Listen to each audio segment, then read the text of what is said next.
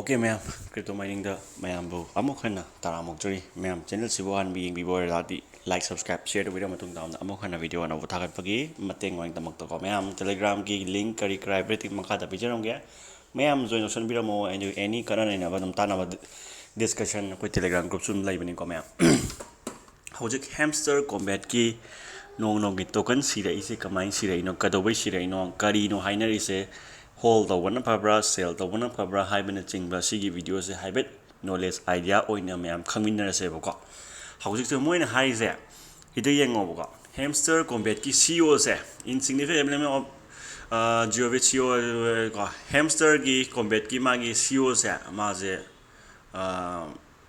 Portugal the Paris in my eyes go Paris and as a Portugal requires SBI and now awaiting for the United States. The hamster go with partnership with the as design maker hamster combat token has come under the scrutiny. The following arrested the price of hamster combat has been pumped by 12% the last 24 hours causing causing concern ha the same makidi mo intorise hawjik hamster combat ki mogi CEO kangu je phare habago aduga chenaba moin company ani humju pharabani aduga mogi individual mi trato kari kaso phare bako kagi tamak to phari no hamada hamster combat se moin torise ahan bada mayam je mer pe melhalle ko adigi ahing tumhandre sana ba ba sana halle ko sana halaba matung da moina kamain togi haiba matam da moin tori ban ka je moina paisa je moi hamster combat se moina sanariba anga je mayam je melhalla kan da khara amne cheater ne hai khara amna kano to bani ha toksinara ka mi je masing thingam dana million da mi je moina account je freeze opsale moin toiji haide ngasai gi cheater gi logo to khara hapchan ama ka toksan ko hoi yam kana sit tawdraga su khari dum tawraga su admain tawra hapchal lo moina paisa je loina mayam sigi met pa kari kra je moin loi cha leire adagi sa badagi paisa je moina cha re ko mi phanam je paisa pidre ko pidramni moina paisa tongi dana ko adu tongabni na makha ta na moin tawrai je paisa je moina thoi youtuber acho acho dadi dum kana re hamster je ko aduna tabida macha nunga numita bo hamster da thawa yaujaba adagi sidagi phang paisa khara duna kai kai no khara kana ni khalluba kangu me anadi loina frosa sale ko noi koi da ai bu pa met ta sing met na ta metamina lupa chawng ha thu mangai re phangi do nadra almai phangi ba adu oi taragadi paisa mem je moina charamnina charaga mayam gi thaja bu churi hatlamnina moina paisa je takatna chare ko chara mathungda mayam sina hamster combat se koi Twitter da ni khangde mani boycott gi ban thare dana adu mo je warning lai gra bane warning lai kan hauji je moina kari mu sana ge da moi coin je sum makha down chal e na khan badagi moina magi total supply coin trading market je moina mu CEO kangu jina hajigi hamster combat ki CEO sina moi masen manaraga hamster gi token je moina phajan na bhonare price wang han na bago phajal lagadi trading volume da pihal lagadi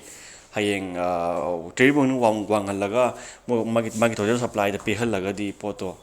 coin do freeze to ba du magi haidi moina kano to kano lai tra ngasai gi season khuding gi thadok kai lai gi dana ko adu po freeze ro phajala thamagadi hang price wang khale dana ko adu pote sana khalak padagi adu fraud ni dana adu poto asing manate adu phagi nate dana ko haidi adu sana ko da market loina serandron lak to ne ko ana mayam na adu po khang padagi moje file petition file tharab jani case tharab jani da case harak padagi ne ba hamster gi horik CEO moi gangu je phari je ko phadana ABI ge launch have token the next ko moi chena dana investigation ko fraud ko fraudulent parties ki lo yaure dum yam FBI ko yam loi suram ne poche chena dana moi ko chahi adu du laiba kaina ga yam pi re bane ba adu mata company mari mu chena hai bane poche ko adu ni manung da dum hai poche ade mu makha ta na adu 30% only 30% million was ko kano je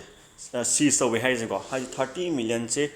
25 e go 25 million gumba seized away kan ma e ni go yam kana di thanks to all the protect crypto investor that was obviously for a year of innovation our money go yam ma'am e is go yes scam price or prison forever go yeah scammer play is prison forever ka very good guys e is go adu khara amdi moi masen dagi khara amdi moi masen dai kari to ge da moi masen hai badi hamster combat ki RT 하이타네 햄스터 코믹 마센ꯗꯒꯤ 하이리바 파리바 포테 아생만테 루머니 가이나 하이리바 예용거 이웃게 키용도 Fake alert, fake news alert. Rumors are circulating that the CEO of Hamster has been arrested. Cause spoiler alert, this is not the truth. The CEO is completely fine, guys. And these wild claims are just coming from the poor trappers trying to spread flow. Hadi paisa phangudaba kanguna sandokpa pauni sini mo hai poje ko. Karamana chumi kyam lali kyam singi jaujikti kitang Matas High 2 days mamang the Nicolo and Sovietico. Don't fall it is a project opportunity to buy more kind of go. See, Kanani is one of the trap madi.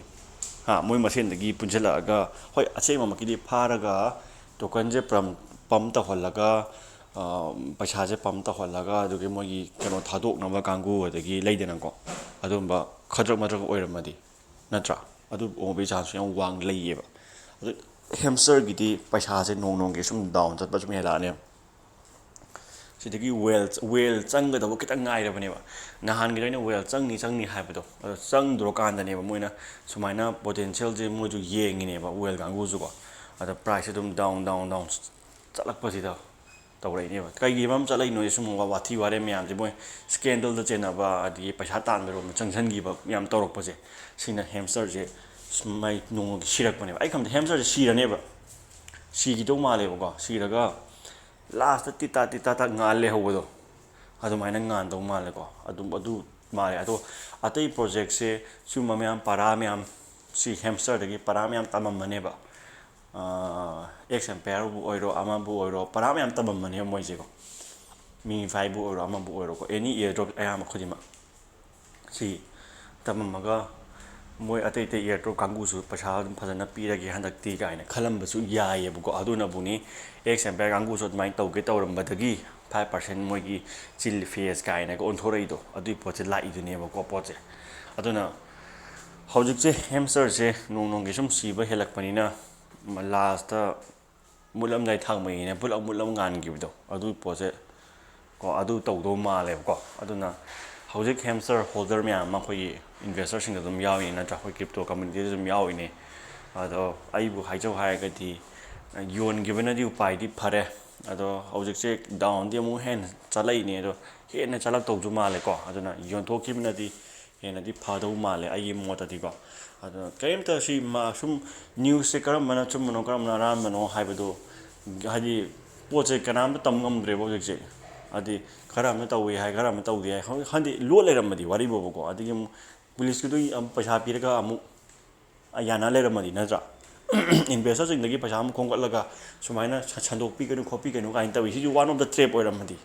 adi thajaba amta yadre habi one de poche ko possibility je yam wangi mo sane yang kaje adigi ki mu khomhalli amuk namhalli tax amuk ta holli de moina khomi paisa mayam je ngona noina di nammido noina na khutna namjari ba khojari ba mayam je si asom de paisa loi ka asom de revenue loi kari ni paisa loi kari ni advertise yeng moda yeng khangde tax to bani khangde e bhapam bani khangde revenue loi kari ne ba somda adudi 1000 no million no mayam namai ne ba adudi kyam karam mani o moi revenue je aduna adugi mahi duni ko moi phangi ja ngasi moina sanaramba scandal dugi mahi ni ko moi phangi da ado Param dozo male sing boko aduna mayam ge reports mayam lairamina ko ado mayam sini hamster community nong gi sira ibn maram ko sina dum ayam bo oi doini ko ado mapagan ja mona chongkhani ai ba thajadre ko phare video se yam sangani horen anoba video ma thagat na ba tausi mayam ngasi do senjorge good night and thank you mayam telegram kari ka lo subscribe option biramo ko channel che dum kirang go to hon bina bo to biramo mayam thank you and good night